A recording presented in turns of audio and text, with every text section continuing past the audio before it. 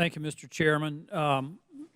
Ms. Richard, regarding an earlier line of questions, you pointed out that refugees may request any country for refugee status. Is that correct? I'm sorry, I didn't understand the question. You, in a response to a question from Mr. Cartwright, you said that just because a refugee requests entry into one particular country, that doesn't necessarily mean they'll gain entrance. They could be sent to That's right. any country. Has it occurred to you that that any foreign national who gains refugee status in another country is not necessarily prevented from obtaining a visa or passport in that nation and subsequently entering the United States, particularly in regard to the number of lost and stolen passports? Go ahead.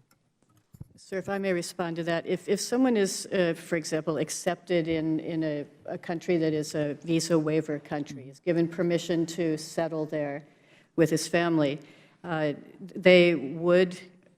may at some point obtain citizenship in that country and in principle would be eligible to apply to use the visa waiver program. But that would be a period of some years, of course, after arriving. Well, it's not that long. It's 5 years.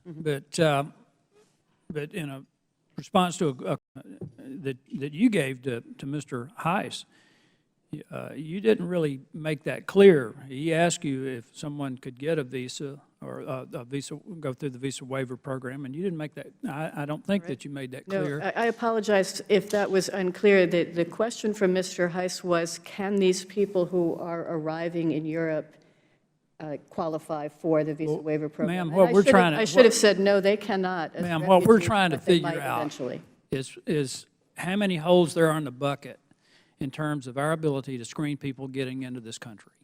And I think, you know, we sit here for an hour and a half, 2 hours, whatever it takes, trying to get information, and it's increasingly difficult to get straight answers. And the answer to his question, frankly, was that, yes, if they stay there long enough, they can get a visa waiver. Now, my question is, are we evaluating those people, whether they're citizens of Belgium, France, Germany, it doesn't matter. If they came from one of these countries that we ought to be tracking, are you evaluating those? Ms. Bond. Right. So, I apologize for the fact that I was responding to his specific reference to arriving refugees. An individual who has become a citizen of a visa waiver country is eligible to apply to use the visa waiver program. I get that. They apply by signing up for ESTA, and those are not always approved. But it is a DHS program, so I would ask Mr. Burson to respond. So the issue is, after the vetting, would they be precluded? The Miller bill actually has a provision that says, for those people who have traveled to to Syria, Iraq, other war zones, and who were not there for diplomatic or military reasons, that those people could not participate in the visa waiver program. Well, my concern about that as well is not it's that they travel back and forth these countries, that some of them, it's their country of origin, but they don't have the same databases and the same security for passports in a lot of the European countries that we do, particularly on the fingerprint database. They're not using, excuse me, so are we being proactive in vetting these people before they come in, whether they're citizens of another country or not?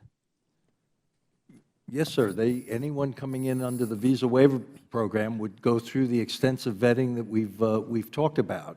Well, apparently Malik didn't. She didn't come in under the visa waiver program. It was my understanding that you had an opportunity to evaluate her. You didn't take advantage of that through the social media, and it concerns me that we're not doing our due diligence to make sure that we know who's coming into the country and making sure that people who pose a potential threat to us are kept out. Would you like to respond? That is without question the intent and the reason for the vetting to the extent that we currently do it, sir.